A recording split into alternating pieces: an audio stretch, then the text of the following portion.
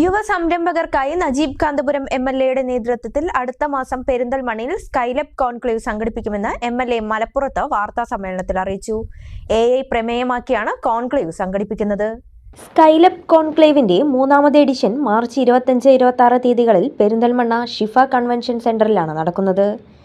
കഴിഞ്ഞ 2 വർഷങ്ങളിൽ നടത്തിയ കോൺക്ലേവിലൂടെ 100ഓളം സ്റ്റാർട്ടപ്പുകൾ തുടങ്ങുന്നതിന് നേതൃത്വം കൊടുക്കാൻ സാധിച്ചതായി നജീബ് കാന്തപുരം എംഎൽഎ പറഞ്ഞു. AI പ്രമേയമാക്കിയാണ് ഇത്തവണ കോൺക്ലേവ് സംഘടിപ്പിക്കുന്നത്.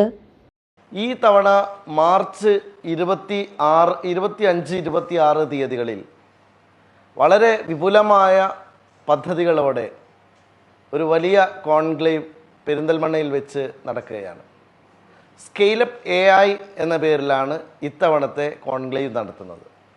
അപ്പോൾ അതിൻ്റെ പ്രത്യേകത എന്ന് വെച്ചാൽ ഇന്ന് നമുക്ക് പ്രത്യേകിച്ചും AI സാങ്കേതിക വിദ്യയുടെ വികാസത്തിന് ശേഷം ബിസിനസ്സിൻ്റെ പുതിയ കോൺസെപ്റ്റുകൾ മാറുന്നു, കാഴ്ചപ്പാടുകൾ മാറുന്നു. ടെക്നോളജി കണക്ട് ചെയ്തുകൊണ്ടും AI കണക്ട് ചെയ്തുകൊണ്ടുമുള്ള അനന്തമായ സാധ്യതകളുടെ വഴി തുറക്കുകയും ചെയ്യാം.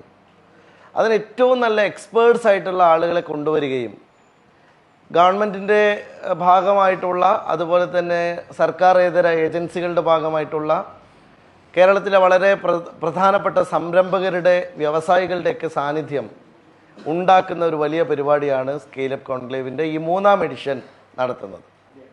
ഇപ്പോൾ കഴിഞ്ഞ ഈ 3 വർഷത്തിനിടയിൽ ഉണ്ടായിട്ടുള്ള ഏറ്റവും വലിയ കാര്യം എന്ന് പറയുന്നത് 3000ഓളം പുതിയ സംരംഭകർക്ക് നിരവധിയായ പരിശീലനങ്ങളും അവർക്ക് ഏറ്റവും നല്ല നിലയിൽ അവരുടെ ആശയങ്ങളെ മെച്ചപ്പെടുത്തുന്നതിന് വേണ്ടിയുള്ള പിന്തുണയും നൽകാൻ സ്കെയിലപ്പ് എന്ന് പറയുന്ന ഈ പബ്ലിക് ലിമിറ്റഡ് കമ്പനിക്ക് സാധിച്ചു എന്നുള്ളതാണ്.